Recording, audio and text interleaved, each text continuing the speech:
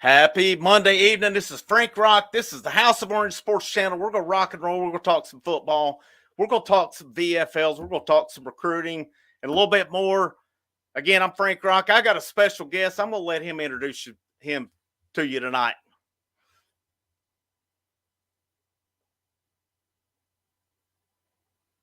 Let's see. Let's check your microphone here. I don't hear you on the mic now. Oh, you hear me now? Am I good? Yeah, there we go. Hey, guys. I'm Kerry. Nice to meet you guys. Glad to be here. Right. It's truly an honor.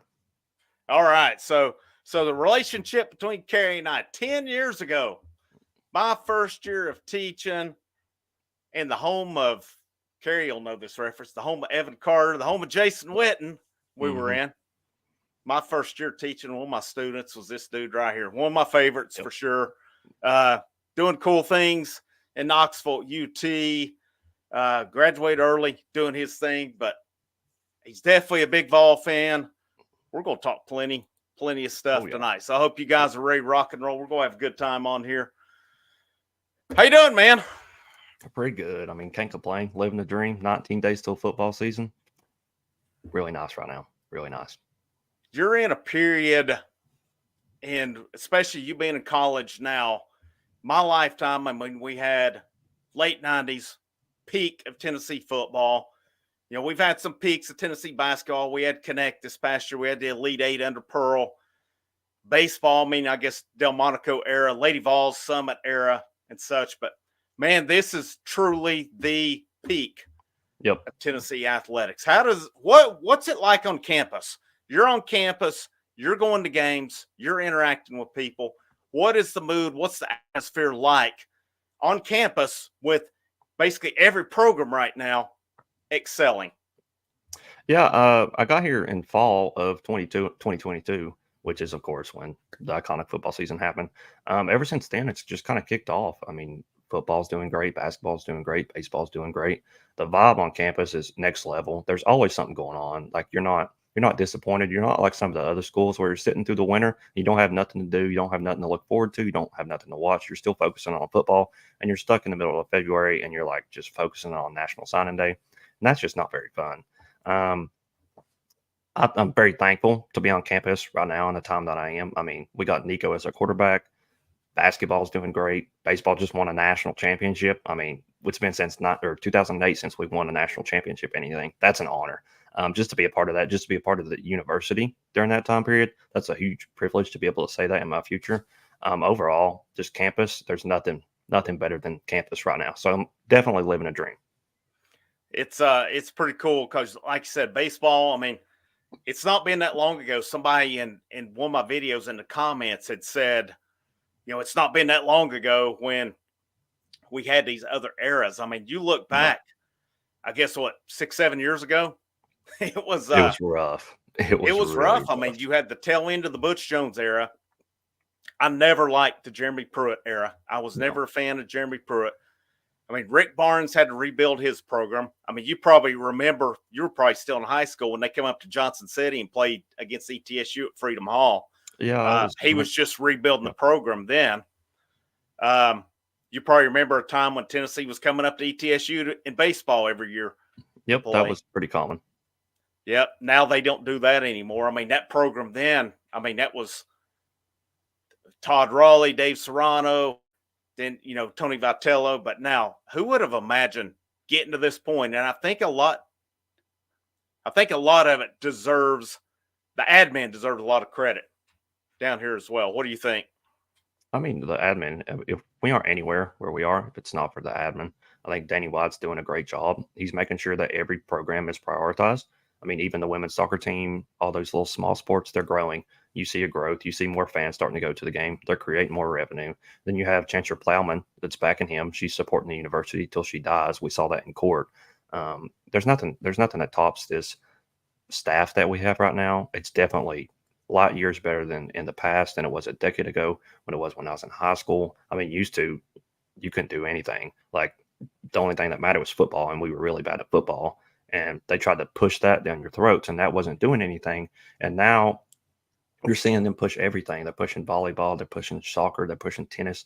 You go anywhere, you're going to see something of another sport that's not football, that's not baseball, that's not basketball. Yeah, I agree with you. I mean, it's I go back to this might have been probably close to before your time when Dickey. And I'm sure you've read know about Dickey. When Dickey was there, it was football. Um, Maybe a little bit on back. I mean, Delmonico was there. Were some good things going on, but then you got Mike Hamilton in. That's when football started to decline. Which I mean, Mike Hamilton, for all it was said, was a good man. Have no doubt about that. But a good man doesn't make you a good AD. And we went through a few that were a part Yeah. wonders what John Curry would have done if given more time because he found Tony Vitello. I mean, Barnes was already established. I mean, you look back on it now, Shiano would have been better than freaking Jeremy Pruitt, He probably would have been. even though I still felt like that was kind of a tone deaf hire. But I don't know how many wanted it. But now this program's rolling. Baseball, like you said, national championship. Basketball, Elite Eight. You know, Lady Vols basketball's got to prove it, but I think Danny White is going to prove that he got it right. Softball's rolling. Like you said, soccer, volleyball, golf, all these. Hell, there's a Tennessee hockey team. What is Yeah, it? that hockey team, that's hot right now. Yeah, they're good. I mean, everything on the campus is good right now. So we'll get into that. We got a pretty good little group coming in here right now. Make sure you if you like the content, you hit the thumbs up. The biggest thing, if you can share that out, share it out. If somebody has not found the content on the channel, you know, share that out, get them on this. We've got a good guest on here tonight, a guy who's definitely passionate about it.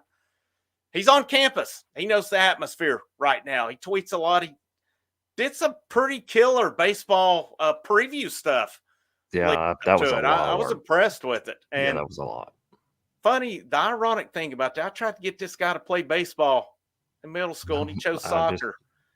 You and I about just two didn't. more I was trying to get, but I It don't was blame you. just It was fun. We had some good times with it then, but yeah. And the last thing, if you know this thing in, sorry to keep your time, I've got to promote a couple things.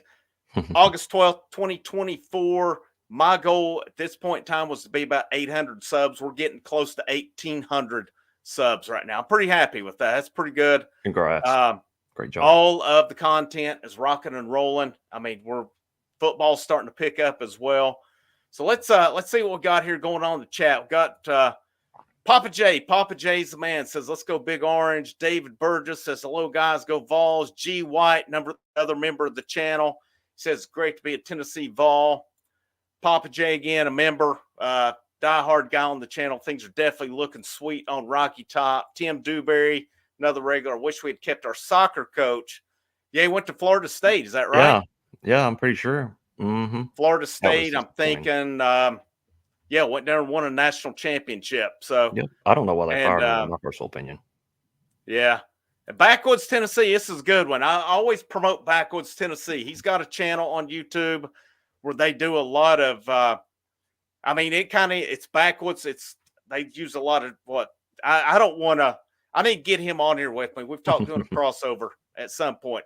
A lot of really cool stuff, but if you get a chance to look his stuff up, he's got a good channel. Lots of really cool stuff out there. I know there's some days I'm sure he's happy for some of these cooler days. Did I say there's some crisper weather in the air down there, Kerry? Is that right? Oh yeah, dude. It felt absolutely fantastic. When I got up to go to work this morning, it was 63 degrees. You know how good that felt? It was football. It felt like football. I don't. I'm up here in the upstate of South Carolina. We're still a level or two just above the depths of hell right now. Gosh, up here. I couldn't do that. We're still pretty hot. So, you got to get those refreshing Vol lagers to cool off a little bit and stuff. But we got Bob Franklin. Bob Franklin's the man. Appreciate your generosity, Bob, for $5. Rock, I'm free. I got comment banned for being a little outlawish on the Olympic blue, man. So I don't know if Kerry knows. So there's a few alter egos on the channel. There's, of course, there's old Frank. Of course, you know good and well that's not my real name. Yeah. There's the Outlaw. The Outlaw come out when I did a Lady Vols video. I said I'm coming out guns blazing. Oh, okay. If I'm cool with it, I'm the cool hand, or maybe I'd revert back to some old terms and be the indie kid if I want to talk some indie music or something. Who knows? So, and if you're an indie person, if you like the White Stripes, the new Jack White album is phenomenal. By the way, Eric B. Jones, this guy's a regular, known him from each channel's fears. What's up, Andy and Cary, Tennessee Athletics? Looking good, 100.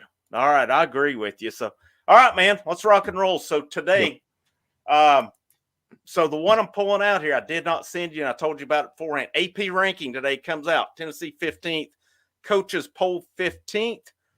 What's your thoughts on it, man? About right? A little low, a Yeah, little high? I think it's about right. You don't really know the expectations. I get that we as a fan base, like we know what to expect from Nico, but the outside media looking in, it just they want to take the safe route. They don't want to get us all riled up. They don't want to make us too happy. They don't want to get our hopes up. So I think 15th is pretty good in my opinion. When the first, I guess I guess it'll be playoff rankings now. It's been BCS or whatever. When that first ranking comes out, probably we'll say middle October. So I'm assuming around it's somewhere in there. Will Tennessee, in your opinion, be in or out of the playoff at that point when the first ranking comes out? Well, if it comes out in the middle of October, that'd be right after the Florida game. So we'd still have the Bama game. I think if it's after the Bama game, yeah, I think we're easily in. By that point, we shouldn't have lost more than 2 games maximum, kind of, in my opinion. So either way, we would at least be about where we are now at 15th, probably down to like 12th, if not lower. Okay.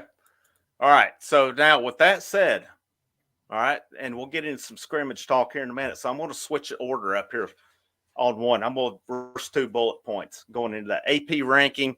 So that kind of gave me a segue into this one. Any of you guys have listened to me, you've heard my predictions, and we'll kind of do. I'm going to pull up the schedule here. We'll pull it up here. It may take just a minute. Now, I want to pull up the rankings as well because I've got a couple discrepancies on this one, and I'll see what you think with it as well. There's one in particular that I have. Let me share it up here just a moment.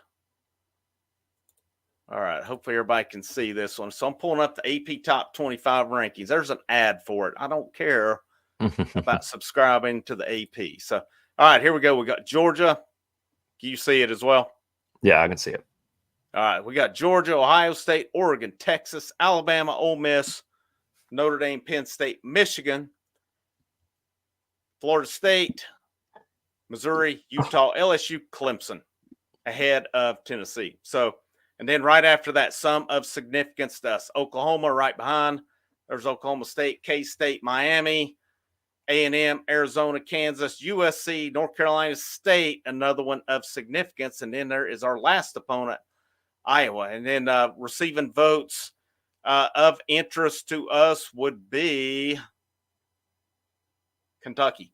That's it. So Florida's not listed. Auburn, we don't play Auburn this year. So looking at that, are there any of those that you're thinking, how are they ahead of Tennessee?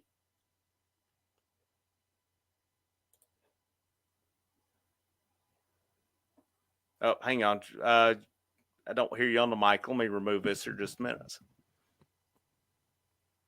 Can you hear me? Yeah, there you go. Oh, okay.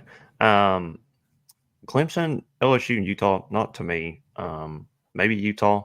They still have Cam Rising. I'm a big Utah guy, actually. I've always rooted for them. I think Cam Rising, he was really good when he's a freshman. So hopefully if he can stay healthy this year, they'll be really good. LSU, I don't think Nussmeier, I'm not really impressed with him in the backup roles that he's played. So until I see him actually do something, I'm not going to put them in front of us. And then Clemson, I mean, we beat Clemson, so that's all that needs to be said about that. I'm not getting it with Clemson because, I mean, I know Clemson's developing. They've added some pretty good signees, but Clemson does not use the portal. No. So, I mean, teams are passing them up. So I don't know. I'm not getting that one. I'm not getting the Clemson love. I'm just not on that one because I personally think Dabo's losing. Dabo is not far away from looking for employment. And I really think that Dabo's I guess his lack of adjustment to the current times is why he was not considered for Alabama. It probably is. I That's mean, probably the reason. it's an opinion. I don't know that it is or not, but that's kind of where I'm at. But I'm kind of with you. I don't know about LSU. I mean, I know Brian Kelly can coach. Brian Kelly is a great coach. Yeah, Utah's interesting. Utah's got a pretty good program. I think they're in a favorable conference. What conference are they in now? Didn't they move to the Big 12? Yeah, they would have moved to the Big 12. Big 12. That's right, Big 12. So that's a conference they could be favorable in. Yep. I've got questions about Florida State because I'm not sure that DJ can do it in the ACC. I mean, think he can. He couldn't before. I don't know. I don't have anything against Florida State. I think they got a good program. They always seem to have recruits. They always seem to have the depth. They got a good coach there. He's starting to build a program.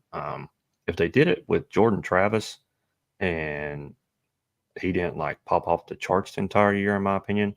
Now that's probably wrong. He was probably like absolutely crazy, but I feel like they could just throw in a mediocre quarterback and be good. So I think DJ, I mean, whatever year this is now for him, third, fourth, fifth, whatever it is, he's got enough experience. He did pretty good, in my opinion, at Oregon State. So he should be able to lead the helm there.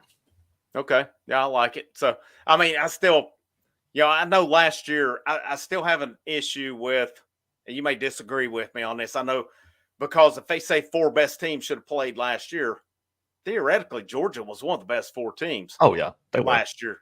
But, I mean, Florida State, to me, they earned it regardless. What that committee told Florida State was Jordan Travis meant everything, and the rest of them didn't. And when all of them opted out of the bowl game, people crapped on them about it. But I don't blame them because you're like, well, they just told me I didn't mean anything. Why am I going to risk it? I don't know. I guess there's a part of me would have been about pride. I'd be like, all right, well, I'm going to go show them and beat Georgia. It's a different day and age. So it is. And I get it. Personally, I don't think if a bowl game is for a championship, I don't know it's worth it anymore. To be honest with you, it's kind of a different day and age. I mean, a lot of your old school people are going to be like, well, you ought to be giving it all. But, it has been said, you've probably seen this as well. VolQuest.com. I've seen point blank Brent Hubbs talk about that 99 Tennessee team. This was the year after the national championship where we expected him to win it again. They underachieved. And he said, if opt-outs were a thing, then you would have probably seen most of that team opt out that year. I didn't know that. Because they had packed it in. So I thought that was a pretty interesting observation. It wasn't then, but I mean, they might as well because they got hammered in the bowl game. They didn't even half show up on it. Do you think the Missouri hype is real? Yeah, I think it is, because if you look at their schedule and look how easy it is, it's not hard to make a playoff in that position, considering you only got to be top 12. So they should be able to sneak in there somehow.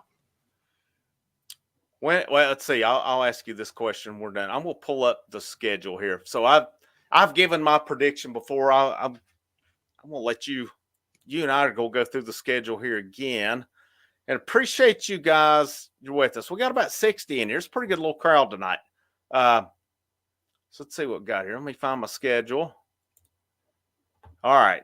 I think I know the answer to the first one. Chattanooga. What do you think? Win or loss? Win. That was my first team I ever saw play in Neyland. First college football game was UT Chattanooga back in 2014. So it'd be nice to see Chattanooga play again, but I really hope we absolutely demolish them. Nice. That's pretty bad. Yours was, did you say 2014? Yeah, it was 2014. I saw somebody put that up. My first game in Neyland was 1990 versus UTEP. Wow. Wow. Yeah, I remember the score? 56-0. Wow. Andy Kelly was the quarterback. Heath Wow. Schuler was the backup. So we saw a lot of guys play I bet you did. day. Pretty cool experience, actually. So, all right. So we have. All right. Here's the big one. Are you going to the first game? It's all like, I'm still going to be relying on student tickets because that's only $20 a pop. So I have to do a lot. It's a lottery thing. So I'm hoping it'll be this Wednesday is when they do the lottery. So I should hopefully. So are they hard to get now? It's like a point system. Right now, I'm sitting at like 900 points, which I don't really think is true, but hopefully it's good enough to get me a seat somewhere.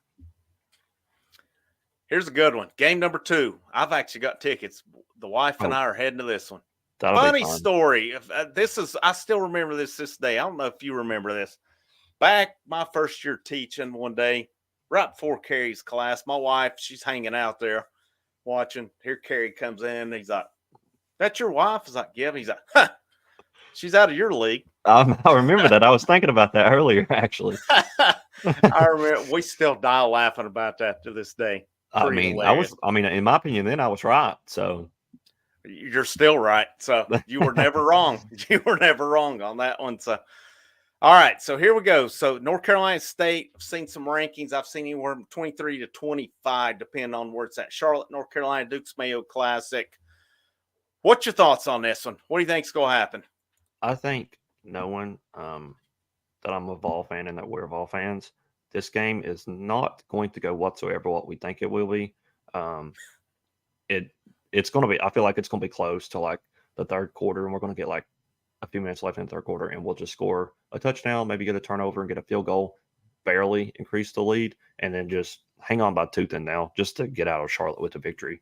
North Carolina State, they hit the portal hard.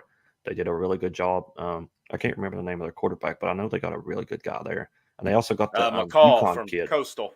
Oh, yeah, that kid's good. And they also got the UConn kid, that tight end that ate us alive. So they're pretty dangerous on offense. I don't know about defense. We should have our way with their defense, but their offense may cause some problems for us. I didn't realize they got the tight end. Did they not get one of Ohio State's big freshman receivers too? They may have. I know they hit a few home runs. Yeah, my thought process is kind of the same. I honestly think we'll get away from them. Really? Maybe double digits. But so so you're predicting a win on this one? Yeah, I'm predicting a win, but I don't think it's more than 10.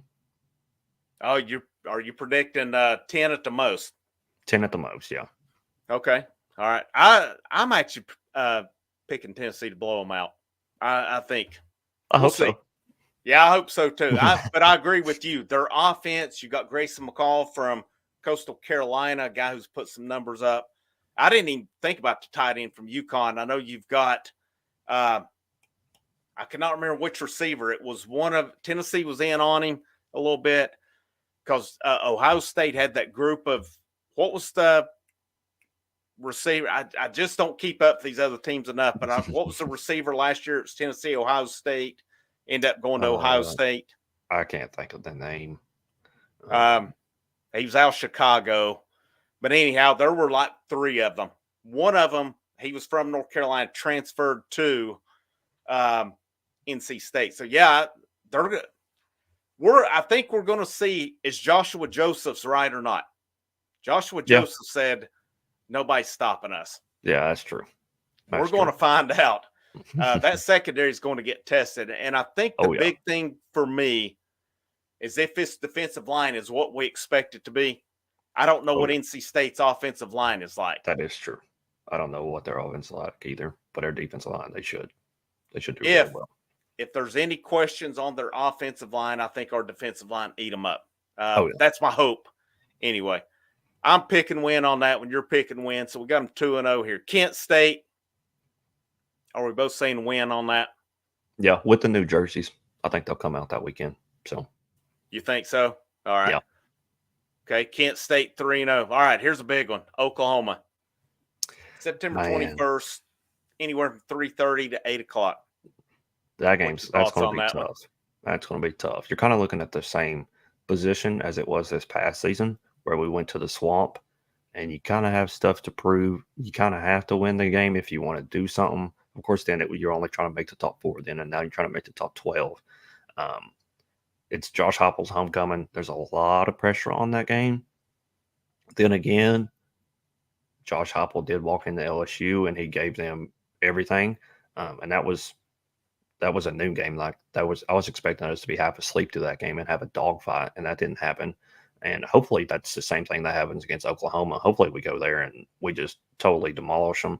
I think I think we match up a lot better. It just depends on how we play in the road environment. I mean, you saw the second quarter in the Swamp where we looked like a little league football team out there. So hopefully that doesn't happen. I don't see in any way, shape, or form we actually escape Norman, Oklahoma with a win more than a touchdown. I think it'll be back and forth, probably high 20s, low 30s, maybe win by 7, but probably like a field goal, in my opinion.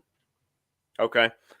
Yeah, I'm with you on that one. And that's, like I said, the LSU game, that's kind of been the outlier. I mean, Kentucky, Yeah. Vanderbilt, it is what it is with those two. LSU, I mean, they annihilated LSU. Unfortunately, I was there in the stands for that game in Columbia 2 Novembers ago. We're not talking about that one. Jeez. Just imagine I don't know, did you go to that one by chance? Thankfully not. I had thought about it, but I decided not to.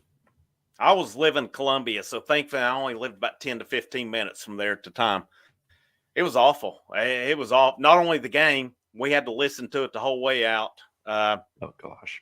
Yeah, I got an interesting story from that one, but still, yet anyhow, it was an awful experience made by our team crapping the bed on that night. So the road woes concern me. I'm picking win. Where are you going with it? Win. Oh.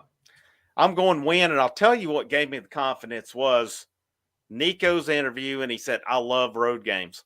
Yeah. That fired me up. That fired me up too. It's like, man, this guy wants it. Off week, September 28th. Arkansas, October 5th.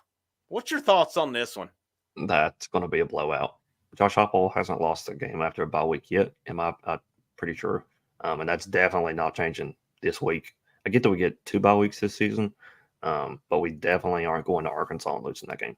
I just don't see it happening. I think Arkansas is a dumpster fire program. That's kind of like the Butch Jones days as teams would come into their place and kill us. I think we're going to go into their place and kill them. I like it. That's one to me I could see being a trap. But, I forgot about the fact that you said coming out of that bye, how much different Tennessee teams have looked under Heupel. You can tell they have used that bye week to get better. Oh, we got one to comments. Your team's coming up there, John Jay. We got one for you here, bud. So the next one on the schedule, to me, this is the absolute must-win game of the year. I'm gonna put this guy comments on here pretty often, and it's all good fun. John Jay says Tennessee's Gator Bay says, look at Florida sitting on your schedule. That's a loss, brother.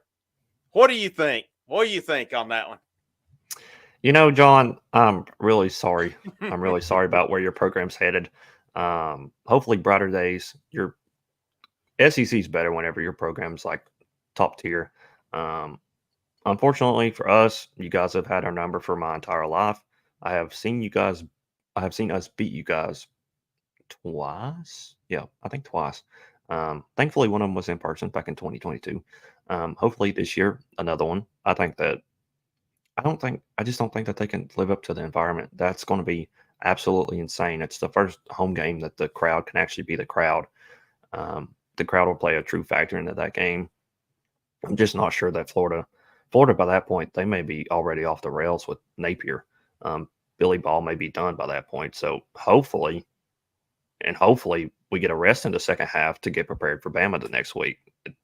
That'd be really nice. I don't really see that happening because this is Tennessee and Florida.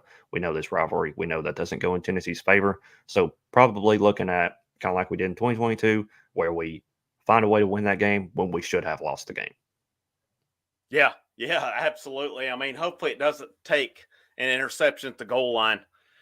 I mean, in this series, like you said, you've seen them, what was it, 2016 under Jones? And that was what, down 21-0? Yeah, it was. And then that was down 21 points. And then 2022, I mean, it seemed like Tennessee was in control. Florida was close to winning that football game. I mean, it was one of those at the end. Yeah, I mean, it was one of those at the end where it's like I should have been just fired up, and it was like, how did we survive this one? But at some point, I'll take a 1-point win over Florida. Oh yeah, anytime, From any as year. many times we have lost to Florida, I don't think you ever take a win for granted. At some point, we've got to just I don't know another way to put it. We've got to kick their asses at some Yeah, point. we do. I mean, at some point, it's got to be one of those, like you said, annihilate them. Yep. Yeah, absolutely. I mean, well, now this was a different time. Peyton never could beat Yep. Florida. Those Florida teams, that was a different story. Those Florida teams were bad dudes. There were some bad dudes. These Florida teams we're losing to are nowhere near the No. caliber of teams that Peyton was losing to. Those were legit national title contenders every single year. Every single year. These Florida teams, man, I can't accept last year in that performance. Like you said, it looked like a grade school performance. It was up there. I mean, you take somebody from a team from the Witten Huddle, they couldn't have done much worse than that. That's true. But I mean, it was bad. Milton looked bad. I mean, to me, Austin P, I would have benched Milton. That's just my opinion. I know they have their reasons for not doing it. Milton's starting to prove us looking pretty good for the Patriots. Now we'll discuss that a little bit later on. But that was the one game to me last year. I'm like, should not have happened. I thought the game plan was awful. I think Tennessee, this is the must-win game. You cannot let Florida in the shape they're in. Like you said, they may be in rough shape at that point. They have a brutal schedule. I think you got to put the nail in the coffin on them and really just pour it. Now, Florida is always going to have talent. Florida's not always going to have subpar coaches. They're going to get it right at some point. There's too much there for them to not get it right. So I'm saying win. Well, when it's all said and done, what do you think? Win or loss? Definitely a win. Definitely win. Yeah, I'm with you on that one. There's no reason. If Tennessee loses that game, we're going to have a lot of questions to ask. I think Knoxville may burn down. Knoxville, the mattresses may be the least of the worries about burning on that night. It may be the whole freaking town on it. And then here we go, October 19th.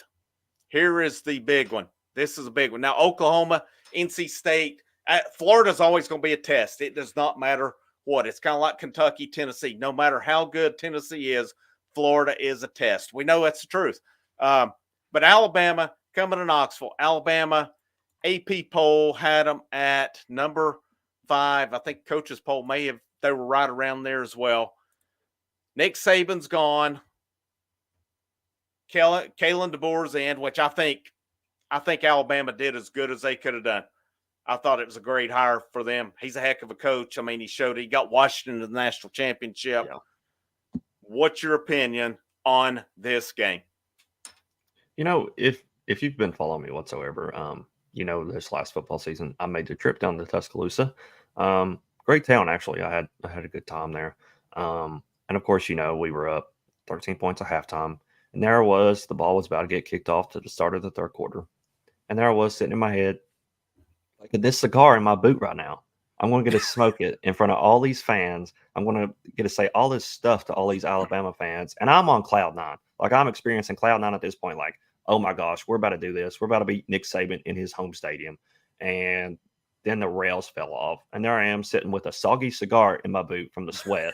That's still right here in the dresser next to me that hopefully gets to come out this time. You got DeBoer now. Saban's gone. You gotta turn the tide here, essentially. This is Tennessee's time. If Heupel wants to get a streak going, this is the year to do it. You got him at home. I get they still have Milroe.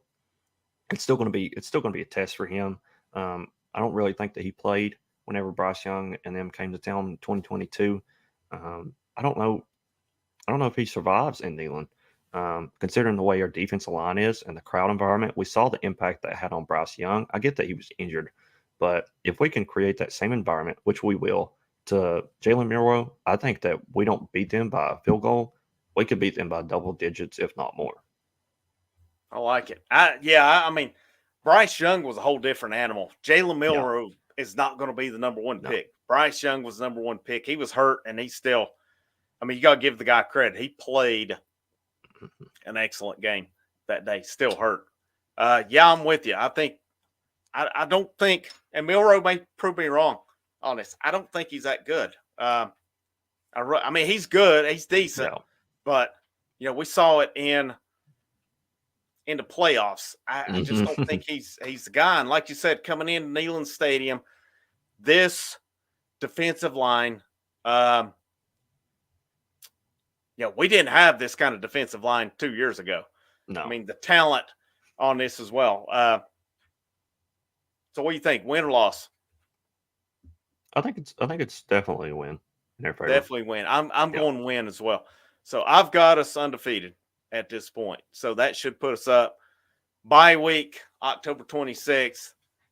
I mean, Kentucky, November 2nd, at home. Is there any question on that one? No. Not at all. And it's just we own Kentucky. Yeah. And it's Halloween, so. It's Halloween. You're probably getting some kind of alternate jerseys, black or. Yeah, you get the black. I think you get to black out on that night, which would be pretty cool. I mean, Mark Stoops has had some of his best teams while Heupel's building a program, and he still cannot beat Tennessee. I don't know what makes him think he's going to come out and do it this year. And especially in Neyland, I expect Tennessee to win big on that one. Mississippi State, November 9th at home. What's your thoughts on that one? This could be a little bit of a trap game. You're coming off Kentucky. That's probably going to be a better team than Mississippi State. They got Jeff Lebby at the head now down at the state. Rest in peace, Mike Leach. Great coach. But Mississippi State, man, I don't know. I really don't know what to expect for them this year. I think they'll be mediocre. I'm going to bet that they're going to beat expectations. They're just not going to come into Knoxville, and they're probably not going to keep it a game past halftime, in my opinion. Okay. I'm with you on it. I think Lebby, he and Heupel are really kind of – yeah, they're good buddies. Kind of from the same cloth, Yeah. So I think Lebby may be an underrated hire for Mississippi State. I love the hire personally. Yeah, I agree with you. I think, sometimes, depending on where you go with it, but I think right now in college football, it is an offensive-minded game. I think ultimately when it comes down to it, your defense is going to have to do something to win your championship, but I don't know that it's necessarily I don't know, you can feel free to disagree with me here. I just don't know that we're still in the age of defense wins championships. I think you have to have a defense to win the championship. Yeah. But if you can't score points, what's that? I'm sorry. If you're Georgia, you got an exception because you're just stacked. Like your third string's better than half the SEC's first team. So like Georgia, they don't even have to have offense. I mean, they ran out Stetson Bennett. I mean, I get that he was like a great game manager, but I still don't think that they should have done as well with him at the helm. Their defense definitely carried them. I mean, look, we haven't scored more than 17 points on them since we beat them in 2016. So that's got a lot to say about the Smart era. Yeah. Yeah, I mean, he's got him going. That's to me. We'll talk. Speaking of the devil, here we go. Georgia.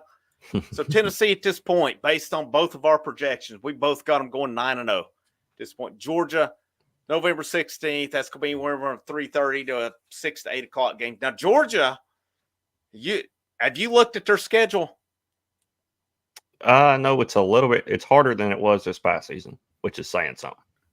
At Alabama, at Texas, at Ole Miss. Yeah, that's three pretty good teams. So I don't expect them to lose all three games. Yeah, they may. But I don't expect them to win all three. Yeah. Either. So I wonder if this point, all right, if we're right, maybe we're being homers here with our picks. I mean, but let's say we're 9-0. We'll play devil's advocate here in just a minute on that as well. But Tennessee's 9-0. They go to Georgia. This is the one team, it seems to me, that Josh Heupel has not been able to figure out, offensively nor defensively.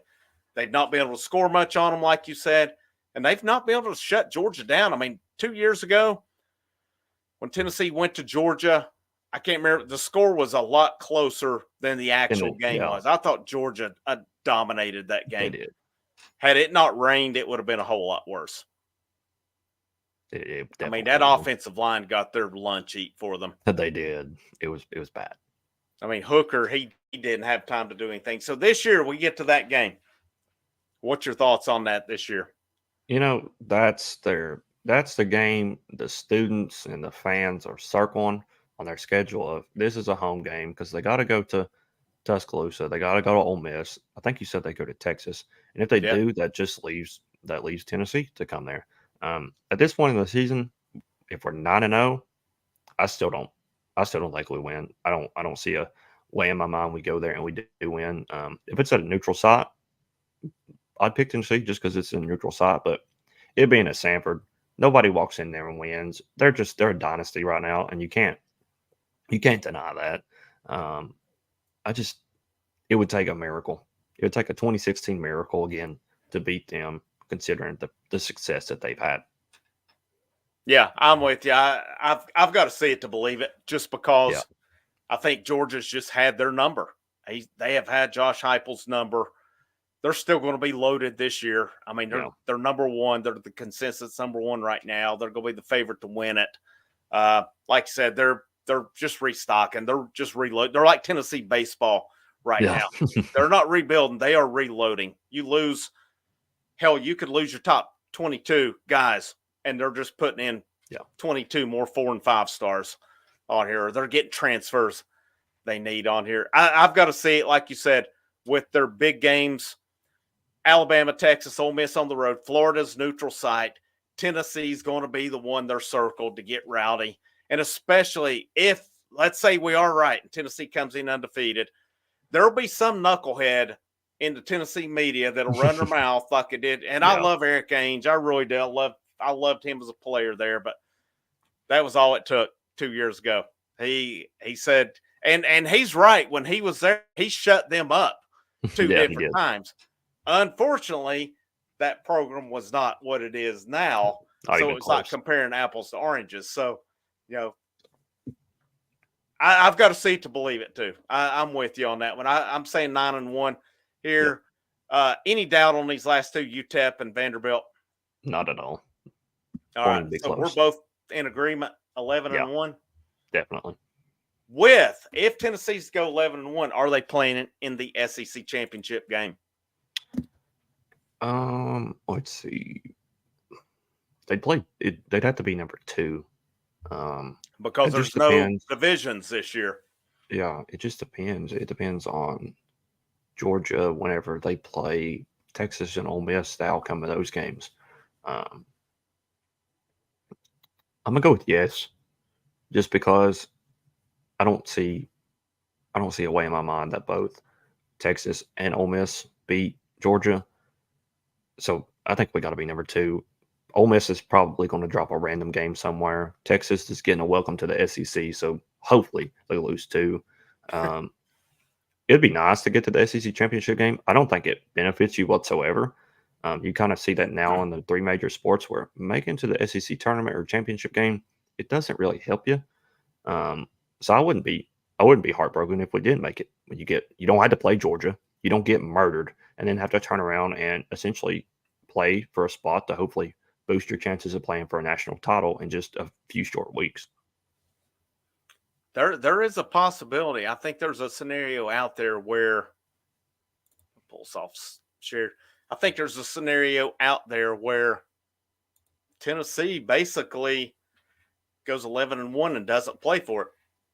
Yeah. Just because, everybody doesn't play everybody. So it's possible you could have multiple teams with one loss.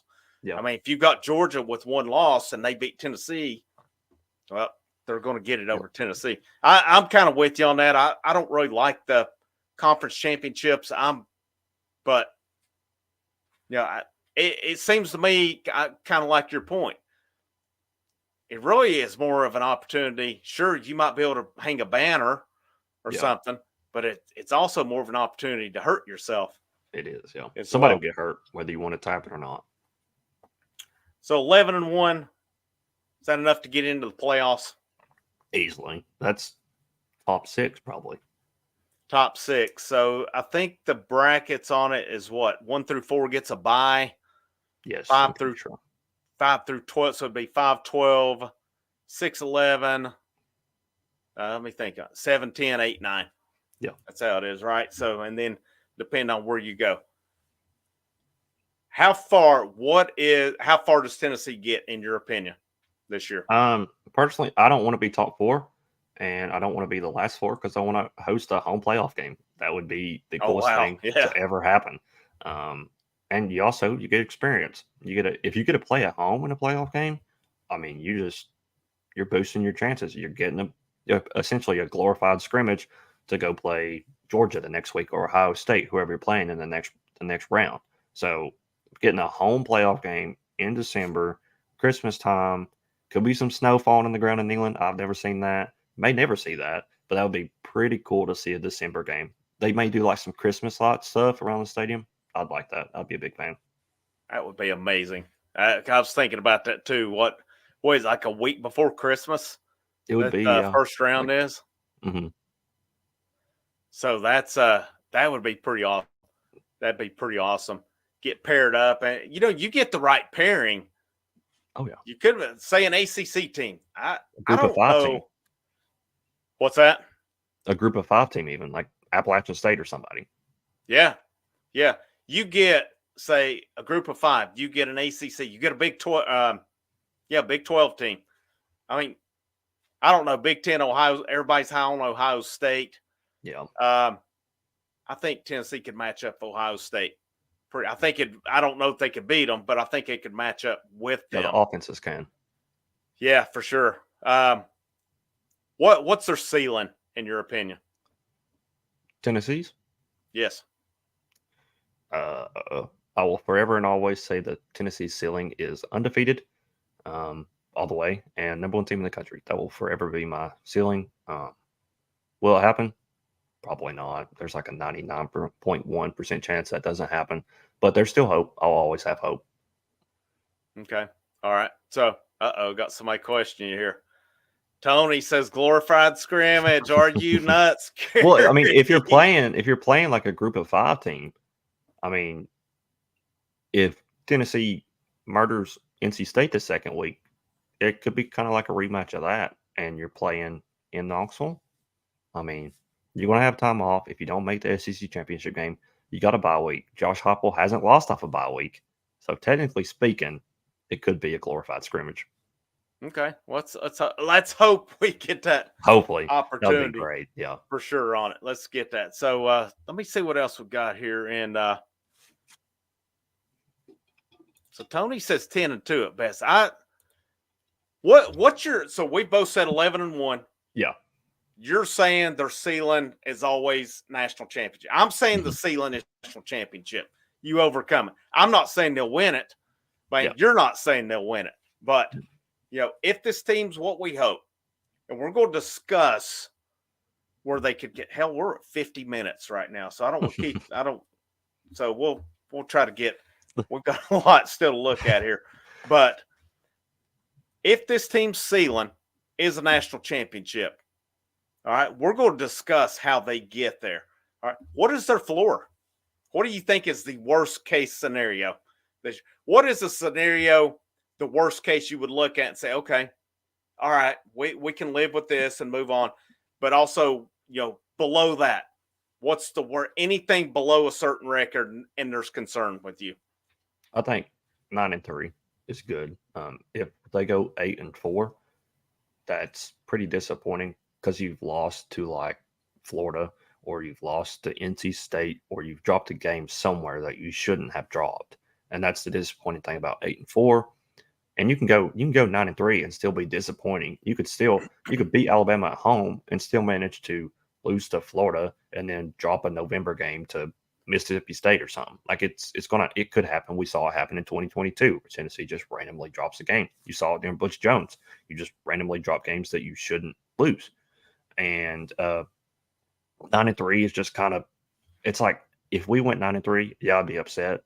But it's okay because we probably lost to Oklahoma, Bama, and Georgia.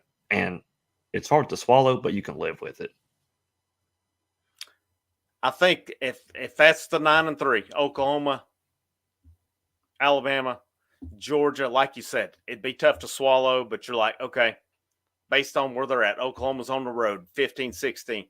Alabama's top 5. Georgia's number 1. Yeah, I mean, it's like you kind of take it and you're like, okay, maybe they're better. But Yeah. I think if it goes beyond that, if you lose to anybody else on the schedule, like you said, NC State, if you lose to Florida at home, there's questions to Yep. me. Unless Florida just comes out and there's some juggernaut, Billy Napier gets it, and I don't see it. Their quarterback's not very good. No. There's no reason to let that quarterback do what he did last year. You've got this defensive line. We're going to discuss the linebackers. We're going to discuss this secondary here shortly. I think you got to annihilate Florida. I really do. And I'll take a 1-point win. I always say I'm not picky on a Florida win, but yeah, I think 9-3, anything under 9-3. And it's like, because I'm not going to lie, last year, there were some questions with me. Oh, yeah. There was a lot of questions on my end. I said, well, if 9 wins is a down year, I'll take it. Because there was a point in time we begged for 9 wins. Yeah. But the way it happened last year, there were so many things I'm just like, the Florida performance. I think Missouri was better. It was at Missouri, but still, I was disheartened by that performance. You talked about the Alabama meltdown in the second half.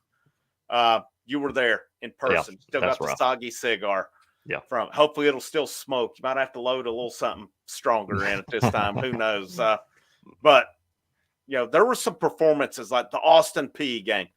I don't know. I questioned why such loyalty to Joe Milton. But, I mean, because let's face it, with Nico, I don't think we want him to be a 4-year guy. And I don't mean that in a bad way. No. We need a guy to be 3 years and top 10. Yeah. Especially if this quarterback factory they're building. Yeah. They got the guys. They can replace them. All right. So we've talked to rankings. We talked to records. I switched it around. Post-scrimmage talk. All right. And we're going to kind of group in a couple things that I've got here. So post-scrimmage, you've read about the scrimmage. I'm sure you may have even snuck in and watched some. I wouldn't be surprised if you was hanging out. I snuck in a few months ago, but I didn't sneak into the scrimmage. So based on the scrimmage talk, they said, I don't know, basically what I read, the defense won the scrimmage, but it was a makeshift offensive line. So, how much do you put into that? I frankly don't put a whole lot into it. And I don't know that I put a whole lot into it if it's our number 1 offensive line and that defensive line beats them. Yeah. But post-scrimmage talk, what on each side stood out to you based on, I'm sure you probably read it pretty thoroughly. Yeah. I think the defense, man, I think there's a lot of hope there. I think even if they had all 5 starters across the offensive line, I still think the defensive line's going to win. The defensive line's that good. I mean, it's not like the offensive line where if you have an injury, it's going to hurt us, and you can't deny that. And if you on the defensive line, if you lose Amari Thomas, if you lose any of the other guys, you'll be fine. You're going to be just fine. You're still going to have an SEC caliber defensive lineman, and that goes back to the linebackers where you have a little bit of depth. You don't really have any depth in the secondary, unfortunately, now that Jordan Thomas has been hurt. But one thing I've heard as a common factor in practice is the defense has been beating the offense more consistently than the offense has been beating the defense. I think that speaks a lot. You saw the defense. They've totally transformed that defense. And hopefully it'll be something that's actually worth watching. You're not seeing us get lit up every 3rd down and long. They're just first down. Hopefully you finally got a defense that can get the job done and kind of do what you did last year against Texas A&M, where you relied on the defense when your offense didn't have it and you won a game. And then turning that over, the offensive side, you don't have Cameron Seldon right now. If your offensive line's patchy, that's got to scare Nico a little bit. I get that he can't get hit in practice, but there's still a factor of hey, this 350-pound Elijah Simmons is coming dead steam at me. I'm going to fear for my life. I'm going to have a heart attack if I saw that man sprinting at me. So you just got to think of hey, there's a lot of figuring out to do on the offense. I mean, the wide receivers, I'm sure that's not even close to being set. So you got a lot of different communications and stuff that they're trying to figure out on offense, and that's harder to tone in than it is on defense. So I think that's one of the things about the first scrimmage is you kind of expect to see the defense win now. Yeah, I totally agree with you. And it's I'm concerned, like you said, I think you hit a perfect point on it. If you lose a guy on the defensive line, can you necessarily replace their production? Possibly not. But will it kill you? No. Offensive line, if you lose Cooper Mays, you're in You're trouble. done. Yeah. You lose Spraggins, you're in trouble. Somebody asked, this was a good question here. I don't know the answer to this one. Actually, let me find it here. It was about Hurd. Actually, where are we at? I got a little bit behind. Oh, here we go. Daniel Webb. Daniel Webb's on here. It might have been addressed, but what is wrong with Lance out at left tackle? Do you know why he's been out? I know there's been a knee issue. There's been a lingering knee issue from what I've heard. I don't think it's probably not a factor.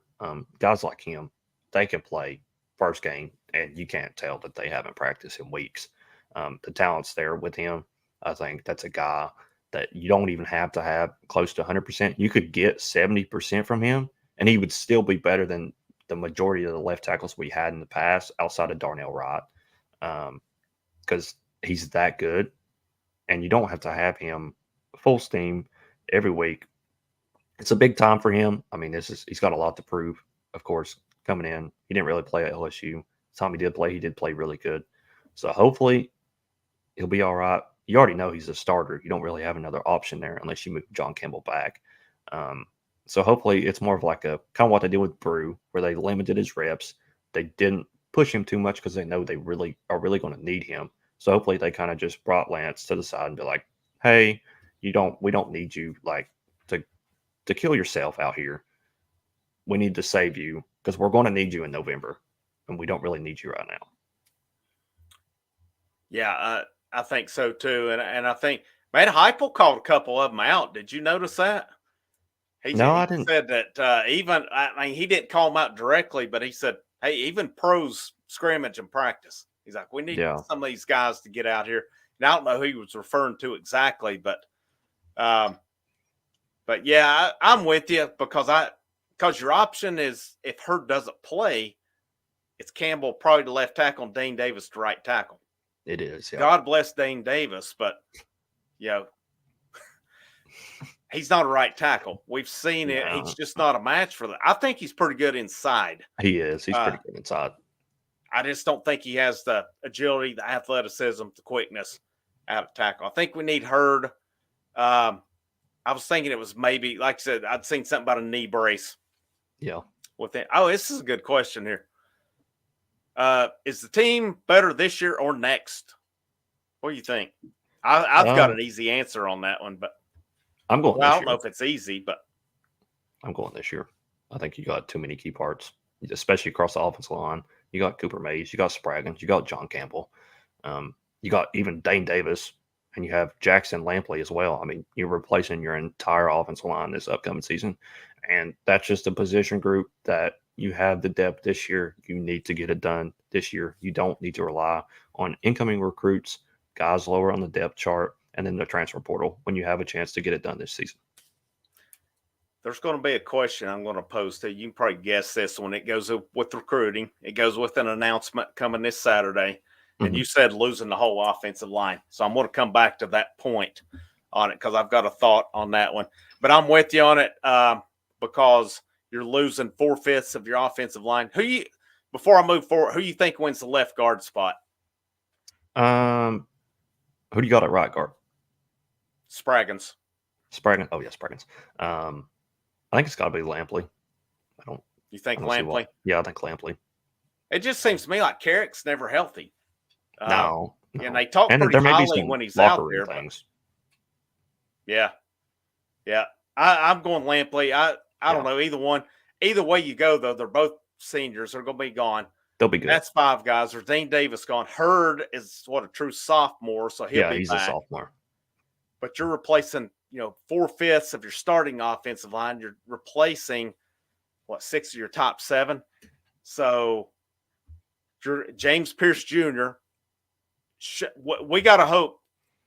We always want him to be here. Don't don't mistake me when I say this, but we need guys if they're top 5 picks, because ultimately in this age, there's NIL, there's all these things. Ultimately, if you're a big time recruit, you want to see your team that you're going to putting players in the NFL. Yeah. We need guys like James Pierce Jr. living up to that hype. We need a guy like Nico next year to live up to that hype. It's just the NFL is the end game for these guys. Who can blame them? Yeah, that's true.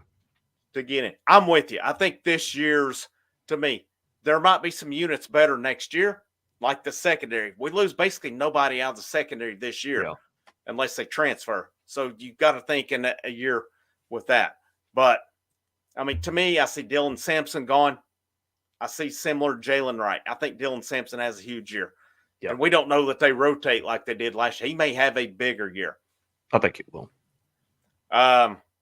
Offensive line, you're losing 4 of your 5 starters. You're losing James Pierce. You're losing Omari Thomas. You're losing Elijah Simmons. You're losing Keenan Pilley. I think this is the year that they've got to make a run on it. And I think they'll be back within a couple of years, but I think there's going to be a drop-off next year just based on, like you said, I think the big thing's the offensive line on it.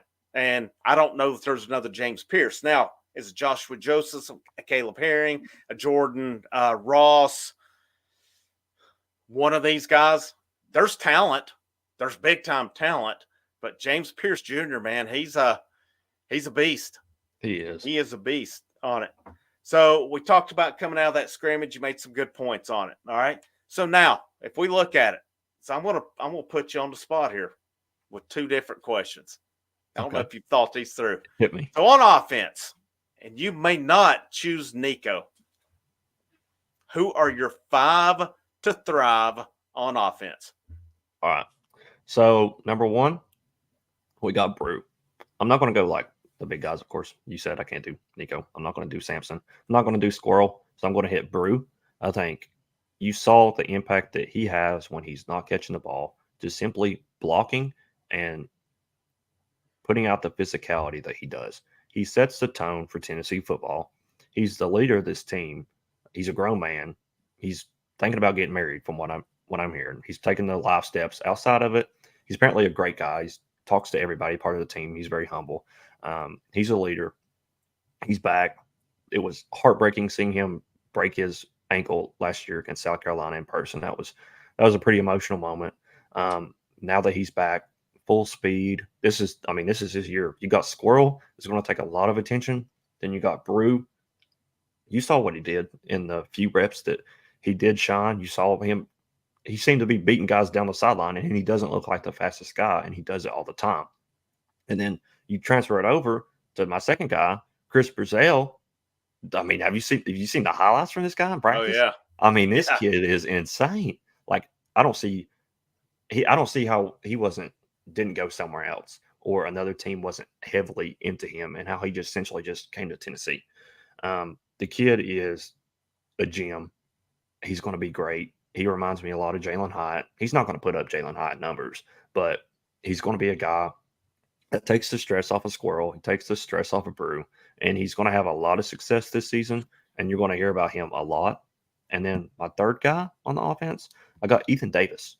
I think he's going to play a huge role. I've seen him up close and personal multiple times. He is rather large, and he has made a huge transformation, in my opinion. He's an athlete. He reminds me a lot of Brock Bowers, actually, because, Brock had that athleticism, and Ethan Davis does too. If you look at Holden Stays, Holden Stays is going to be a great tight end, but he doesn't have the wide receiver capabilities that Ethan Davis does, where Ethan Davis can also get on the line and block for you when you need him to. And fourth guy, I actually don't have a guy for this one. I haven't singled out a guy. I actually got running back 3, whoever that is. It could be Deshaun Bishop. It could be Khalifa Keith. It could be Peyton Lewis. I think one of those guys comes out of nowhere and they shine. You saw it last year with Sampson. Of course, they're not going to have the same year that Sampson did, but you're going to see a guy that gets the reps, takes the reins, and he has some success, and it gives you hope about the future. If you look, in my opinion, it's going to be Deshaun Bishop. You saw him. I saw a picture of him from when he was in high school a few days ago, and you look at the video that Ball Football posted a few days ago of him taking a rep at running back. He looks like he ate himself in the year that he's been here. Like he has doubled in size, and it is crazy. Like he looks like a build a character in college football 25. Like the kid is insane, and I think he may actually get the second spot if Cam Seldon continues to kind of be injured. You could see him jump out to running back number 2. And then also the 5th spot, I think Lance Hurd, he's going to thrive. He's going to get put into this offense, and he's going to take the pressure off everybody else on the offensive line. He's going to ball out on that left side. John Campbell would not have stayed if it wasn't for the fact that Lance Hurd is that good. John Campbell would not have switched over to right tackle if Lance Hurd wasn't that good. I mean, Lance Hurd was promised the left tackle spot, so that's kind of saying a lot. So in my opinion, I think he thrives, and he may be the best offensive lineman out of all 5 of them this year, and that's saying a lot with Cooper Mays. Good stuff, man. Good stuff. So I'm going to go. You stole 1 or 2 of mine here, actually. All right. So I said no, Nico. You said you're not going to go Dylan Sampson because that's a pretty easy one. Yeah. I'm going Cam Seldon. I'm going out on line. I am high on Cam Seldon, but the injury is the concern with me. I think with his size, his speed, I liked what I saw out of him in the bowl game. I think Cam Seldon is on Ethan Davis. I was on that one as well. Based on what we're hearing out of Ethan Davis, what he's done. You said you saw him up close to athleticism, what he brings. I think that's my number 2. Number 3, and I think just because of injury, we've not heard this guy, but Mike Matthews. I think Mike Matthews. I'll tell you my hope, and I've got a little story. Braylon Staley. So I've got, when you guys that listen to, I don't know if you've heard me say it.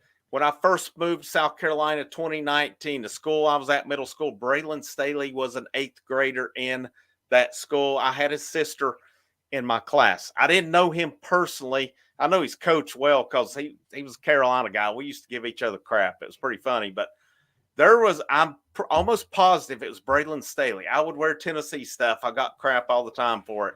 And there was 1 or 2 kids, and I'm almost positive he was one of them. He's like, "You a Tennessee coach?" And of course I was like, yeah, this was Pruitt era. And I let him know real quick I wasn't. And he's like, "Well, man, I want to be recruited by Tennessee." Look what happened. He is a ball. Now, I'm positive it was him. I didn't know him personally. It had to be. But I know a couple of the 8th graders because one of them's going to Miami, Ohio, and some of them's another. But had that, I could find out pretty easily if it was him. I know it was. Like I said, I had his sister in class. Seemed to be a good kid. Did the right things. I'm hoping he thrives. I really do. I think his speed's the. But Cam Seldon, Ethan Davis, Mike Matthews. I know the injuries could be a little bit of a concern. I think Hurd's easy. I'm going to go one that I think's under. I'm going to go Cooper Mays. I think this is his year to really roll with it. I think this is really his year to roll because injuries have played a part with him. And dang, I got to pick up. You had some good picks, man, because you went with Baru. I'm not going to pick one guy because we're going to go under the radar, guys. And I think there's a guy flying under the radar, but I think at receiver, dude, who's getting a lot of hype is Chaz Nimrod. It was eye-opening to me when we saw the roster and it said 220. Yeah. Like, this dude's put some work in. So that's where I'm going 5 to thrive. What about defense? And you cannot choose James Pierce Jr. I didn't choose that. And you can't choose Keenan Pili. No, I wouldn't choose the grown man, Keenan Pili. Let's see. First, I got Andre Turrentine. I think that's a guy that if you see this defense do something this season, he's got to be a huge factor. I don't think you make a deep run into the season unless he kind of steps up to take the lead. We know that he's one of the leaders in the group right now in the secondary. I think he's shown flashes of like he can be this stud. He made that one play against Iowa in the Citrus Bowl. That was just absurd, and I've been in love with him since that moment. So that's, of course, why I'm putting him at number 1. Number 2, I got Arian Carter. That's a kid. He's going 110% on every rep in practice, according to the coaches. That's a kid that's every rep is his last rep. And that means a lot. This says a lot to me that he's going to take a huge step this season. He's realized the fact that I'm a starter now and I have to get the job done. There was times last season that he didn't get the job done, and I think that he realized that when he saw his reps kind of dwindle, and now he knows he has the opportunity that he's going to play, and he probably won't get taken out. And if he does, he's going to get thrown right back in there. So he knows he's fine. He knows he's going to thrive in this defense, and he could be one of the leaders of this defense that comes out of nowhere. And then number three, three on my five to thrive is definitely just the entire defensive line. I mean, you're three deep in every position. I don't think you can single out one person to thrive in that position group just simply because there's not going to be one person that stands out. There's not going to be one person that steals all the reps. That's a position group that you saw throughout the years at Heupel that he rotates a lot. He can leave James Pierce Jr. on the edge, but he can't leave Omar Norman-Lott at D tackle series after series. He's got to switch those guys in and out. And I think that's why you kind of see them as a group kind of steal all the reps together and they put the defense in the chance to win some games. And number four, I think you kind of have, you saw in the past with Derek Barnett, the guy on the cross from him, balls out at the defense end is Joshua Josephs.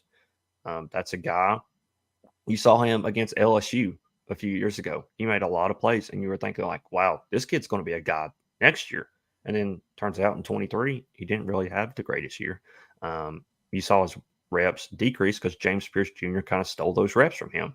And I think that's a guy that's got a chip on his shoulder. He's made amends with James Pierce Jr. They're now buddies. So the pressure's off of him, and he knows, like, hey, I'm going to ball out. They're going to be double teaming James Pierce Jr. on the other side. I can rush off the edge, and I could lead the team in sacks. And it wouldn't be very hard to do so because they're putting so much pressure on the other side in the defensive line. So he takes a lot of pressure off everybody else on the defense, and that's huge for us. And then number five, I think it's the same thing with James Pierce Jr. You kind of have Ricky Gibson out at the corner. You got Jamal McCoy or whoever else you got on the other side. Ricky Gibson's going to be a guy that takes a lot of pressure off everybody else. He's really athletic, really fast. I met him when he was in high school. He's a great kid. He wasn't very big then, kind of looked like me. I mean, of course, he's put on weight since then, but he's good. You saw flashes of him last season.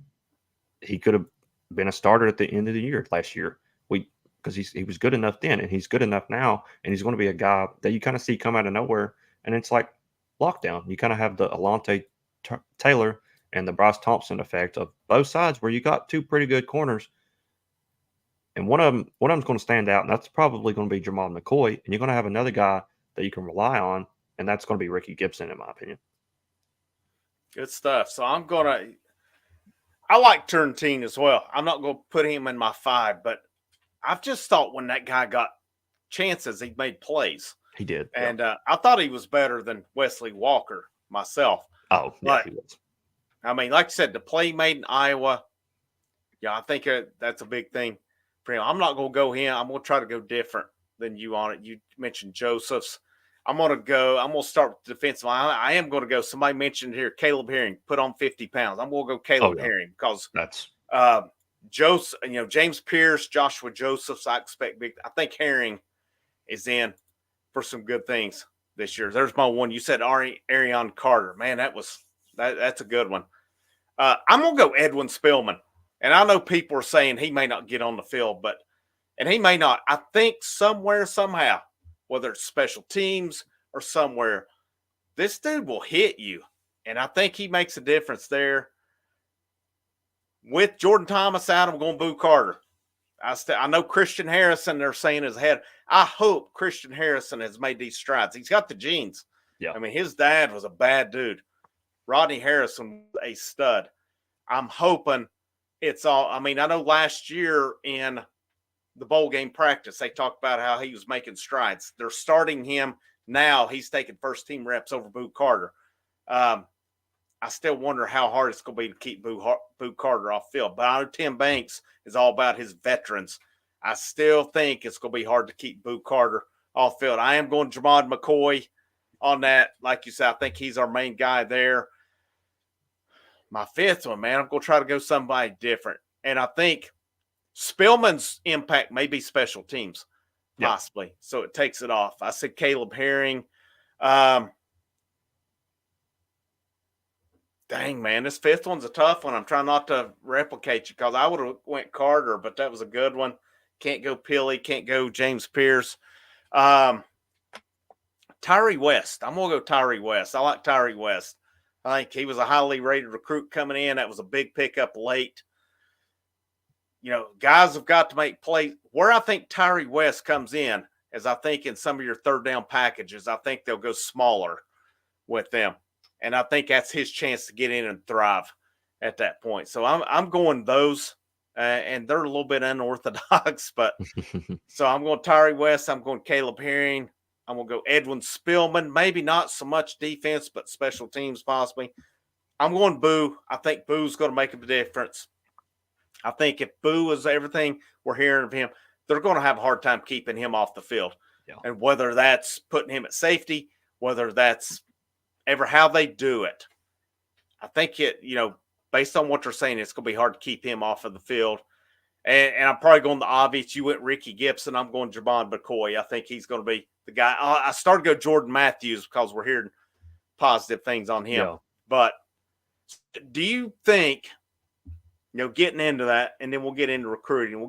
We've talked teams. We're an hour and 17 minutes in. I hope you didn't have somewhere to be. I'm not. We both said kind of going in, we talked ball all night long. Yeah, we could on this one. But do you think? What's your opinion on what this secondary does this year? My only source, a part of the team that's been part of the team for decades now, since former was earlier years of former. He said that the secondary, especially the defensive backs, they love to talk. They love to bark at the wide receivers after every single play, and they're constantly in their ear. And it's a lot because they're winning the reps. And you're seeing them, and they're just barking, and they're barking, and they're barking. And that's we kind of know that's just kind of how defensive backs are. They like to run their mouths. But they're kind of running their mouths because they're proving a point now. So yeah. I think that says a lot, and hopefully they can be actually a decent group this season. I think they're more talented. To me, especially when the speculation was all the guys that left wanted money. They didn't want to pay him. That's speculation. I don't know it for a fact. Maybe you know more than I do on it. But none of them, to me, did anything. Kamal Haddon was off. Jalen McCullough, they were. Other than that, man, what guy did their job, really? Nobody. They were serviceable. They were fine. But, I didn't ever feel they took a step. I thought in the bowl game, now I know Iowa is not the barometer to measure things on. I thought the secondary looked good, man. They made plays, and we heard just in this scrimmage the other night we read about they made plays. And that's but I don't think it can be underestimated during this time, though. How many of them had this defensive line in front of them? Yeah. If this defensive line lives up to its billing, it could possibly be the best in college football. If you've got that defensive line breathing down a quarterback's neck, they're not going to have time to sit back there and pick you apart. It doesn't matter if you have Revis Island or whomever. I'm thinking back a little more back in time, but if a quarterback has all day to set and pick you apart, it is what it is. You can only cover for so long on it. So it's, we'll see.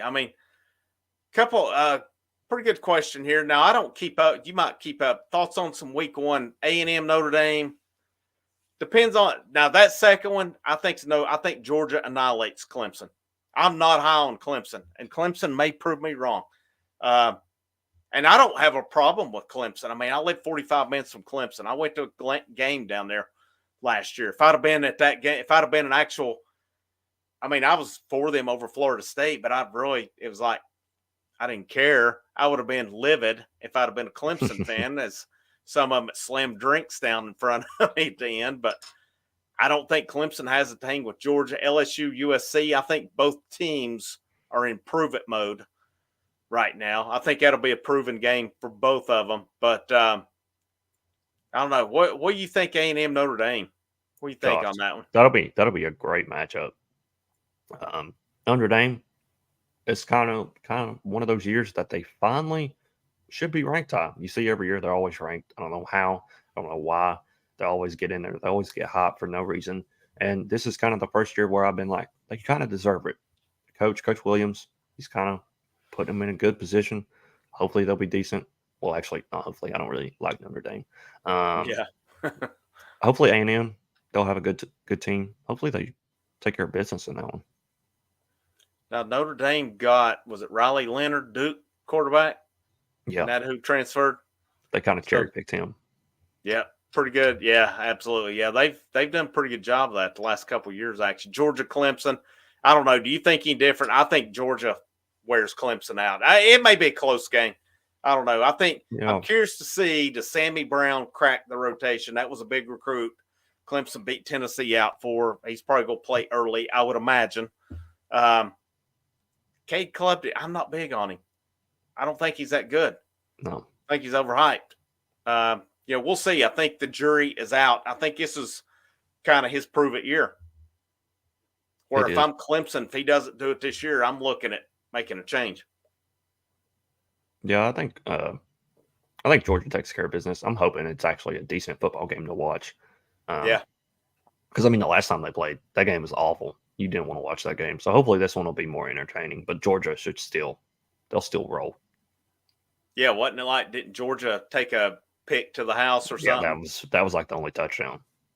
I was actually, funny enough, the wife and I were in a concert in Charlotte, just right down the road from the stadium. I'm thinking, man, I'd love to be at that game. And then I saw how it played out. I'm like, yeah, I'm glad I went to the concert, because this was right after things were getting opened up from COVID. That was the first concert we'd fully been to since, COVID stuff. Let me see here. Yeah, this is my Spillman thing. I don't know that Spillman does it this year, but man, just based on the spring game, based on the talk with him, I just wonder if the mental aspect comes in, how long can you keep him off the field? Of course, T. Lander, I think, is one that's underrated. Caleb Perry, I think, is underrated as well. I'm interested to see Jordan Ross. That's one, I think, when Pierce leaves, Jordan Ross is your guy to take in for him. Here's a question. Do you think this defensive line will be better than the 98 defensive line? I'm sure you remember this one, being the old man that you are, right? That 98. That one's not going to be a Kerry question to answer. Oh gosh, there was high quality, maybe deeper. I'd have to go back and see what's on. I mean, to me too, you looked at 01 defensive line, John Henderson, Albert Haynesworth, those guys. I mean, there were these defensive lines we're getting now is mirroring. They're starting to be along those lines of 98-01. I mean, but I still say this, Butch was close. He was close. He was. When he got rid of Dave Lawson, that was the start of it. And John Jancic was not that bad. I know they had the Florida game with the third downs, but overall, John Jancic was pretty good. Dave Lawson, getting rid of him was a big one. And then Jancic, when they brought him in for what was that guy's name? Bob. They come from Penn State. Yeah, I know who you're talking about. Some of you guys in the chat can probably remember that one. It was a nightmare move. I mean, it seemed like a good move. It was like Dave Serrano with baseball. That looked like the perfect match and just did not work out, unfortunately. And I still say Dave Serrano is a good coach. I saw him yesterday, actually. Really? Yeah, he came into work. Yeah. So it's good he's still around, because, I mean, I still say that guy's a good coach. I don't know what prevented it. I mean, it said there were some guys he lost. Mookie Betts, that was almost of all. There was one I didn't realize. Lane Adams was almost of all got drafted. And I didn't realize that one. So, I mean, you get a couple guys like that to campus, that's could be some game changers there. Let's see here. Oregon, Ohio State. When do they play? That will be a big-time game. That's going to be amazing. Under the radar, guys. under the radar. We'll try to get this thing done. We still got a few things here. We'll get out here if you need to. But who's your under the radar guys right now? Who's one or two guys on offense? Offense, you kind of stole them earlier. I think it's got to be Chaz Nimrod. I think that's a guy that he can steal a spot. He can steal reps. You saw him. He was a starter last year, and he did really well. So why can't he do it again this year? He's not going to be – he definitely won't start this year unless there's an injury that happens. But I think he's a guy that you see score more touchdowns than you would expect to. And considering his size, I think he gets more playing time considering that. So I think he does play a good portion into the offense. On defense, I think it's got to be Jacoby Thomas in my mind. That's a guy transferring in from MTSU. He lays the boom, big hit stick. He's a guy that probably, he may not, I'm not sure if he's going to start or not, but he's going to be a guy that plays a lot and he may end up starting. He's a guy that you're going to need on defense, especially considering you've already lost one guy on defense. Your depth is thinning. You're going to need him. He's got experience. You're not throwing in a freshman. And he could be a guy you rely on early games. NC State, he could play a huge factor. Oklahoma, he could play a huge factor. Later in the year, someone else may replace him. You never know. But I think he's a guy that's flying under the radar for the right reason. I'm going with a guy on offense who is a proven. But I feel people are talking about everybody but him. Everybody's talking about, of course, you mentioned Brew, consistent. You mentioned Brazel. People are talking about Chaz Nimrod. People are talking about everybody. I feel like Squirrel's flying under the radar.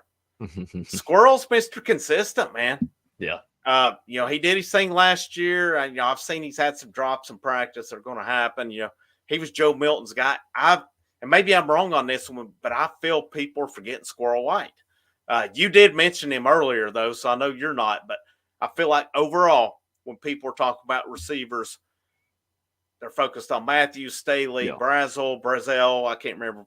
You said Brazel, so I'll go with that. Brew, Brew's back. Brew is a bruiser. Possibly Dante Thornton. The lights were starting to come on with him. I think, I saw Josh Heupel mention Caleb Webb as well. Nathan Leacock's starting to get some nice praise. I think Squirrel's flying under the radar, that he's still going to be, when it boils down to it, that guy to go to. He's kind of my offensive guy. Defense. That's a pretty good one you had, Jacoby Thomas. Man, I don't know where I'm going with this one. Because I've thought on I can't really. I'm going to go Jordan Matthews. I mentioned him earlier. I'm going Jordan Matthews. They said he's started to make plays. The lights are starting to come on for him. Is he a guy that could possibly, because I think based on what we're hearing, it's Turrentine and Will Brooks at safety.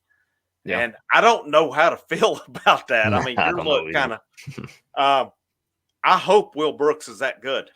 Yeah. But to me, all right, a guy knows where to be.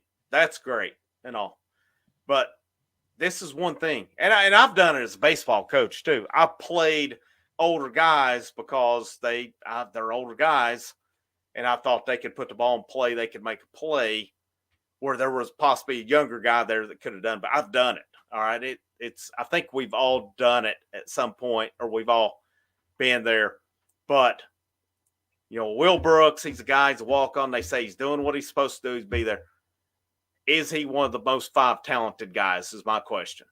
And I just don't think he is. And it's nothing against him. I hope it's a case of it. But we've seen it before. A lot of people will probably remember this one. You were probably too young. Eric Berry, out of the gate, Gerard Parrish was playing over Eric Berry his freshman year. It didn't take long. It took about a 90-some yard interception return off of Tim Tebow, even though that game was brutal. It had that positive that Eric Berry took one to the house. Eric Berry was not the starter out of the gate. He was much more talented, but Parrish knew where to be. Well, to me, that's great. The mental aspect, you know where to be, but if you can't get there, what's it matter? No. Will Brooks, I'm hoping Christian Harrison's genes is a big thing. I don't know. I'm not there. it's these guys' job online. It's not mine. So I'm hoping they are playing the best guys. If it's Will Brooks, that's great. All right, a solid guy like Jalen McCullough, pretty solid safety when it was all said and done last year. Get some hype in the NFL with who is the Vikings? Is that who he's with? Yeah, I think McCullough. so. Yeah. So my under the radar, I'm gonna go Jordan Matthews. Does it play out at some point? You got Ricky Gibson, you mentioned Jamad McCoy. Could Jordan Matthews go to star? Could Boo go to safety? I think Turrentine's the most sure thing at safety. I don't know. I think at some point, somebody, if you want to get your most talented five that can make plays, I think Jordan Matthews, if he's making plays in there, I think Boo Carter's in there. Could one of them go to safety? I don't know. And they may not be willing to make it. Could it be Christian Charles? I know they've said he's an X factor in it as well. This is it. Man, I'm gonna have to disagree on this one. McCullough was pretty good last year. He rated out as one of the top safeties. And there were years, yes. Oh, yeah. I'm like, yeah. I thought last year he was solid. I don't know up to that point that I thought he was very solid. But last year, I thought he and Kamal Haddon took pretty big strides. Of course, Haddon got hurt along the way. But I don't know. The secondary, I have concerns. There's questions. I think we've talked about linebacker. Pilley, Arian Carter. I think linebacker may be better than I originally thought. Yeah. You also have Carter. T-Lander. I mean, they talked about Sunday that Carter was fired up, instructing guys. So we're going to move to recruiting. We've talked a lot, man. We've talked an hour and a half on here. Recruiting, let's get a couple things we'll get out on this. The big one coming up Saturday, David Sanders Jr., 12:30. House of Orange is going live. Kerry, if you're not busy, if you're not working, you want to join, you're more than welcome to. And at the end of that one, we might just both – you can crack a Vol lager. I'll crack something in response to it if we get that one. If you're busy, that's all right as well. No obligation. If you want to join, you can. We'll go live on that one because, frankly, when it got to baseball, it got to that, others that wasn't covering baseball decided it was cool to cover baseball when they're doing well. So I'm going into their zone this week. I'm going to be on here live for the David Sanders Jr. commitment. We're going to stream it on here. We're going to talk about it. What you feel going into Saturday? I don't think it's one of those live or die things where it's like we're in a position where we were a few years ago where a guy like this would completely change around like the offensive line. I still think we get him. I think we got the heads up. I don't think Nebraska is really who really wants to go play for Nebraska, if we're going to be honest. I get that they're making strides as a program, but it's not Nebraska that it used to be. Nebraska hasn't been good my entire life. They haven't even had a miracle year like we had in 2022. Until they do something, I don't see why you would commit to go up there. And especially considering the fact that you're also living in the state of Nebraska. Well, man, have you ever seen the movie Yes Man with Jim Carrey? No. He just hopped on a random flight and went to Lincoln, Nebraska, and went to a Nebraska game. Seemed to have a pretty good time. But, yeah, it's I still think when it boils down to it, it's Tennessee or Ohio State. I think the amount of times he's been to Tennessee, the fact that he was able to get another visit in, I think good guys. Is this Hopefully. right? Does his girlfriend go to Tennessee? If he does, that's a factor. That is definitely a factor. I mean, that was definitely with, what is it, Deshaun Breen? Does his girlfriend, did she play sports there? Yeah, I know there's some kind of connection there with Tennessee. So hopefully same kind of thing. I think when it's said and done, I think it's a big deal. And here's why. And I told you I was going to come back to this point later. We talked about it. 4 out of 5, 6 out of 7 of your top offensive line. I think David Sanders Jr. comes in. If he commits and signs with Tennessee, I think he starts from day one. He probably does. I think Lance Hurd's your left tackle. I think Sanders is your right tackle. If when Hurd leaves, obviously he will at some point, but if he goes junior year or senior year, depending on what it is, Sanders flips over to that left spot. And to me, and I talked about this, I did a video yesterday where I talked about that recruitment, is Tennessee in the forefront is good news coming.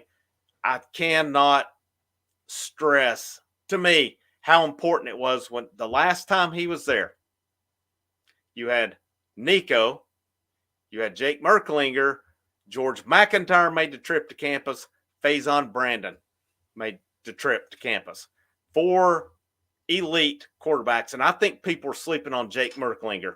Yeah. When it's said and done, they're assuming it's going to George McIntyre. I'm not so sure Yeah. it does. It might. I think George McIntyre is the real deal. We're seeing some of these throws he's making in games. He's the real deal. Faison Brandon is the real deal. I'm not so sure Jake Merklinger is not the real deal. Yeah. Too. I ran onto him on campus, actually. I thought he was a basketball player. He's that tall. Oh, really? He reminded me a lot like Cade Phillips, JP Estrella. Of course, he's not 7 foot, but he's a lot taller in person than you think he is.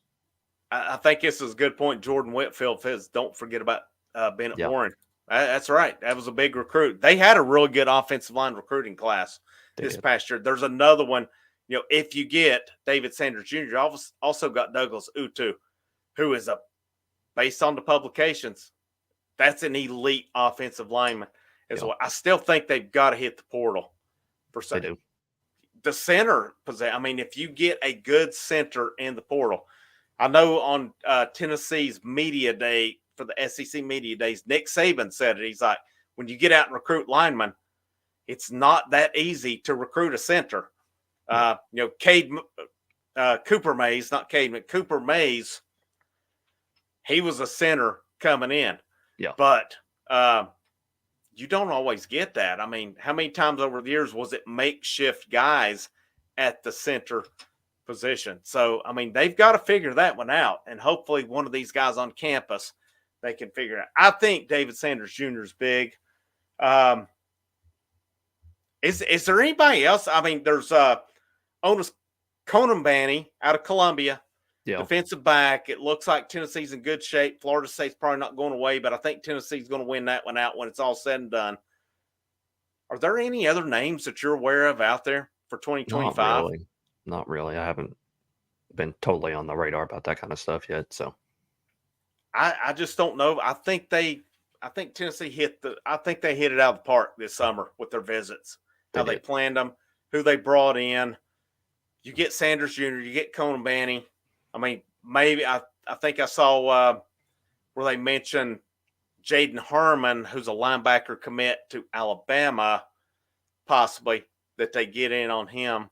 Here you go. Maybe they get Jordan Seaton in here. That Colorado, good Lord. No, that is an absolute disaster going on out there. Dion, and I think Dion's got the potential to do good things. I really do. But whatever culture he's trying to promote, it doesn't seem to me like it's it. No. I think it's, I've seen the mock drafts. I'm a Raiders fan. I saw one of them saying the Raiders get his boy next year. I don't want any part of him. And he might be a great pro. I don't know. After all this crap that's going on, all the stuff we're reading, I want no part of that culture. I just don't. And I think it says a lot for Tennessee's culture with what they're doing. They're getting the right guys. Everything's meshing. And it's really programmed. It's not only football. Look what Tony Vitello's doing. They've got it to a science. Rick Barnes is killing the transfer portal now. He's getting who he wants, basically. And supposedly could have had Cade Tyson. Maybe it would have cost him Cam Carr. So it wasn't worth it. But yeah, I'm kind of the same. I've not heard many names on that one. So that's recruiting. I've got to hit this one. I know you're a big baseball guy. You follow it big time. We'll kind of hit our VFLs and we'll wrap this thing up. So baseball talk. I would like to read the article. I've done a lot of stuff on the baseball program for next year. I'm going to talk a little bit of baseball. We're going to talk SEMO. We're going to talk a little bit of baseball. Fall camp. Let's see. Pitchers start working with Frank Anderson on the 18th, if I'm not mistaken, I heard. I'm excited to see this play out. I think it's going to be, these positions will be knockdown, drag out with baseball. You follow it pretty heavily. I know you're big into it. What's your thoughts on the baseball team? Uh, What are you looking for fall camp, or you I know, say fall camp, fall ball? yeah, fall ball. Definitely pitching. I think you can't be in the kind of position you were this past year where you relied a lot on a guy in Xander Seacrest that had essentially in any other year would not have even come close to the kind of year he had. You got to have guys step up. You got to rely on a freshman um, to play a huge role in a weekend. You saw that with Chase Burns and Drew Beam whenever they first came on campus, and you may actually see that again this year with some of the guys. Um, Hopefully that's not the case. Hopefully they got a veteran they can throw the ball to, but that's kind of what I'm behind is just who's going to kind of take the lead of the pitching staff. Who's your weekend rotation right now? I What's your rough no draft? no idea right now. There's so many names.